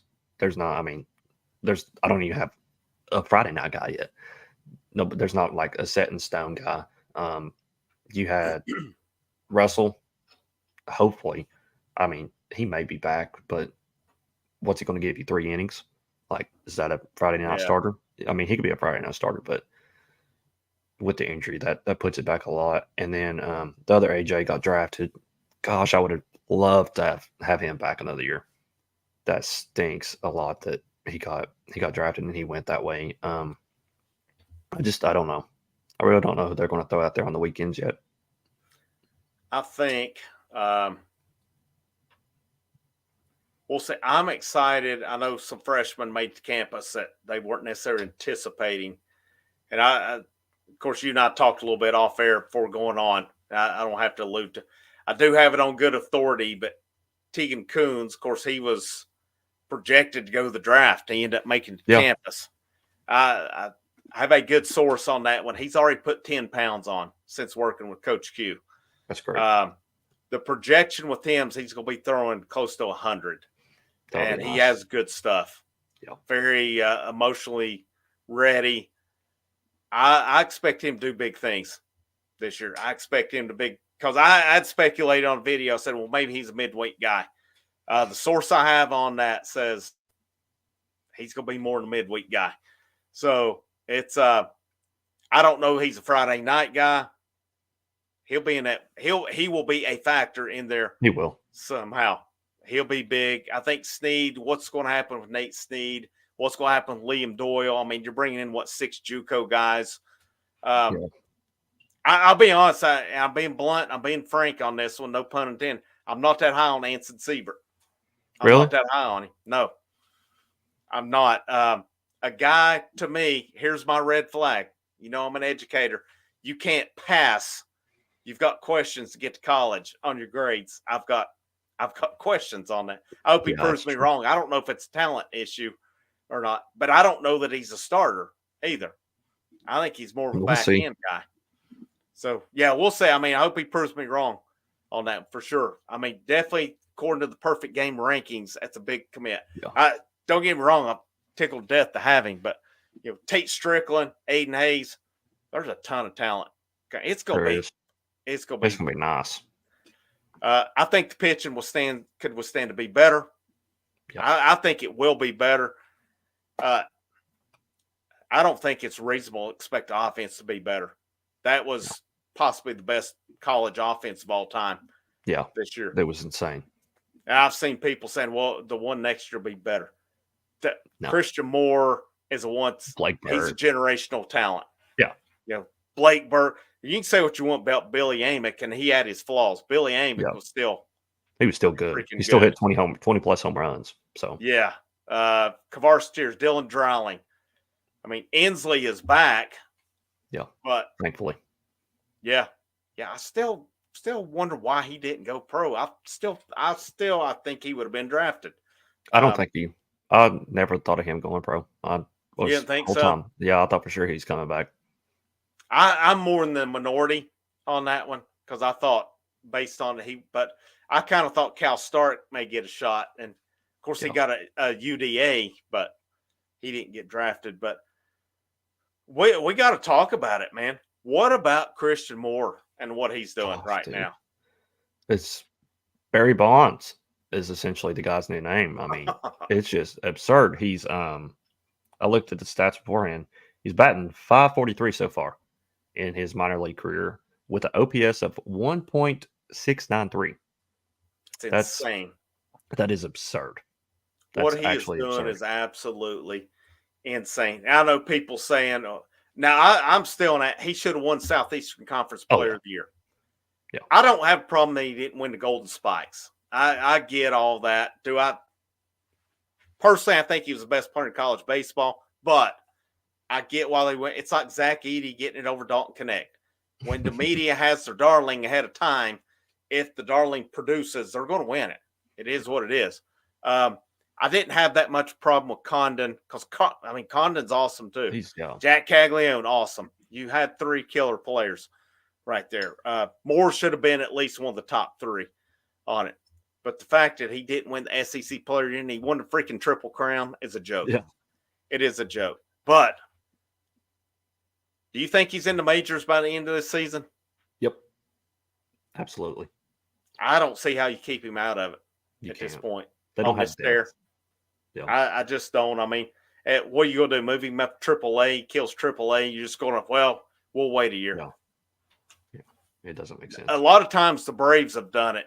A guy's killing it AA, they skip AAA and go to the majors. I think if he stays on this pace, that he goes up. You'll have him. You'll have Ben Joyce up there throwing. Oh gosh. Good Lord. Does a guy ever hit 110, do you think? Does anybody ever hit 110? I don't think Never. so. I don't think. No. I 107. think he would be might one hit 105. max. Yeah. I think that's kind of like the brink of adrenaline and everything. You got to have the right body for it. If you don't have the right body, you can't even touch that. You got to have the build like Chapman and Joyce. But yeah, I don't think 105's ridiculous, and a lot of that's just because of the fact that they're playing Major League Baseball. The adrenaline's 1,010%, so they can whip their arm as fast as they can and suffer the consequences later. You ever been around a pro baseball player before? Oh yeah, yeah, Yeah. Yeah. You sure about that? Did you go to high school with one? yeah, I did. You're in front of me. Did you ever think he'd have been where he was? Did you ever foresee all that happening? Absolutely not. Not I even didn't either. close. I thought maybe I'm double A. tickled to death. Great guy. Yeah, But it was like committed to Duke when he got drafted. Is like, but what? he was a Duke homer since middle school. He went to the Duke Caps growing up, so that was kind of Tennessee like ever his. offering? I think so, but I don't think It may not have mattered. he never really did think of it. I don't think anybody in the family was really on his now wife's side. Yeah, Tennessee's a huge factor in that side of the family, but in his side of the family, I don't think Tennessee was really. They weren't like actual Tennessee fans. So Yeah, that's what I always got too. I know his dad took him to battle at Bristol on it, but he's like I was kind of indifferent on it. So yeah, you've seen that's what I tell people. I mean, I was around him 8th grade. Obviously, didn't teach him, coached around him and stuff. But people don't realize what a pro athlete. I mean, this dude, you've seen him. You've seen it, definitely seen it a lot more. Mm-hmm. It's not by accident that they become that athlete, is it? No, it's a lot of work. Not by and genes. Oh yeah, for sure. So it's Simo's killing it. I mean, you get him, you get Ben Joyce up in there. How about Euros? I'm shifting just between VFL. I was watching Team USA and Serbia, and I looked, and I was like, seen that guy on the side, and I forgot. And I was like, what's Euros? Yep. There. Euros got him a bronze. Yeah. He didn't do anything, but he got a bronze. He was a good cheerleader. Okay. Speaking of baseball, I wonder, Dolander's doing pretty good with Colorado. He's going crazy right now. ERA under 2. Yep. You got to think. I'm assuming they probably go AAA with him before they go majors. Yeah, I don't think he's maybe this time next year would be kind of when I start to see him possibly come up. Yeah, he's looking like the Dolander we knew. Yeah. Blake Burke is what, high A? Yeah, he got high A, single A, somewhere in there. High A. Tiers. I can't remember where Tiers and Dryling. I think are they low A maybe? Low A, rookie ball, somewhere in there. They all kind of the same. Yeah, Amick. A lot of these. I mean, Christian Yeah. Moore's the talk of. I mean, good grief. The tear he's on is just he is scorching hot. It's insane what he's doing. And what I love too with Ron Washington, with Eric Young, if he gets up there, the one question with Christian Moore to me was his defense. Ron Washington will get his defense right. Yeah. There's no better infield coach in baseball than Ron Washington. Christian Moore he'll go play second base. He will be a standout second baseman in the majors. I hope to see it this year. I mean, I don't see if you stay on that tear how you stay down. No, you can't. I just don't. Is Joe Milton gonna beat out Drake May? No, they won't do that. He'll even if he does, we know first game what's going to happen, and then it's over. It's over for Milton. He'll be a glorified practice king. He'll continue to do what he does in practice and even in the preseason. And then big time lights come on, he's going to let you down. I hope he does, but yeah, I'm kind of the same. I think the talent is there, but can they get it out of him? Yeah. What's Hendon Hooker's future up there? He's not going to start over Jared Goff. He's getting playing time, but they re-signed Goff to an extension. Yeah. Is he glorified backup? Does he get traded at some point? What do you think? I don't know. I don't know if I would bank on Goff being this long-term quarterback that everybody thinking he is. He's one of those guys. He could get injured, and then Hooker steps up, and they just give Hooker the job if Hooker balls out. Hopefully, this concussion that he has isn't something that's draws out over time, but that probably won't happen considering he's a backup quarterback. But maybe in a year or two, probably 2 to 3 actually, if he hasn't got a lot of starting experience or a lot of playing time experience, yeah, I see him. They'll trade him away by then. Yeah, I think that's maybe the Raiders need a quarterback. Hendon Hooker will be that guy. They can trade a 6th round pick for him, and he'll flourish at some point. But you got anything else? Anything we didn't cover that you thought of? You want to add to it tonight? So Josh Dobbs is still an excellent NFL backup quarterback. That's about all I can say. Man, I'd love to see the Dobbs Juwan Jennings connection. Oh, that's gonna be awesome. That'd be great. But basketball, you hyped for basketball? Of course, but 19 days away, very close, very few hours away from 18. So basketball's a really far afterthought right now. I hear you. I think I still say it went back to the first of the program. It's an exciting time to be a Tennessee fan. It's an exciting time to be a student on campus. All programs, especially even the foreseeable future. Football's 15th in both major polls. I think they have a good chance to make the playoff. Basketball, to me, looks loaded for this year. Baseball is going to be loaded. Baseball's going to be loaded for the foreseeable future. Yeah. I've started doing some Lady Vols stuff. What's going to happen with Kim Caldwell and her staff? I think there's good things happening there. What happens in Lady Vols softball? It's an exciting time to be a Tennessee Vols fan. And, it's going to keep getting better on Saturday, I think. And I always say, I think. I had a dude blast me on here one time. I did a recruiting video. And he's like, I like your baseball stuff, but you got to get with it with football. You're saying, I think, and I wonder. If you followed recruiting, the only thing that is for sure with recruiting is the unsure. Yep. Nothing's ever set in stone. Even if let's say David Sanders commits on Saturday, who's to say he doesn't come up and I'm going to take a visit to Ohio State just to make sure I made the right decision. We've seen it so many times over the years, guys who are locked in and solid in that last weekend. Of course, it's a little different now with the early signing period than when it was the February signing period, but guys, I'm going to take a visit just to have fun. This way, go to Colorado. Yeah, you have that fun visit, and all of a sudden you end up at that place. So I don't think there's ever an I know with recruiting. I really don't. I don't know that David Sanders committing this weekend. I think he is. I think there's a very high possibility of it. And I know I'll be live. If Kerry wants to join me, he's more than welcome to. If he's busy, that's fine as well. But I think we're going to wrap up on that one, man. I've had fun. I'm glad you come on. It's been a fun time. A lot.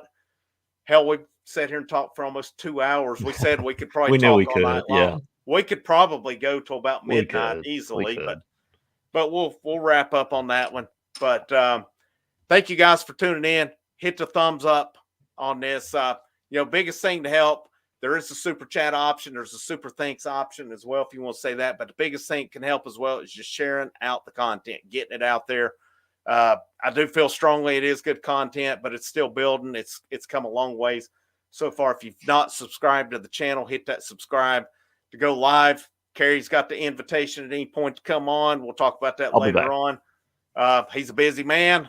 He's in it, but hopefully he'll come back on at some point. Be live Saturday for David Sanders Jr. announcement. And, we'll play it by ear from there. He's Kerry. He's the man. I appreciate him coming on tonight. This is Frank Rock. This is the House Foreign Sports Channel. Hope you guys have a great rest of your evening. Last but most certainly not least, go Vols.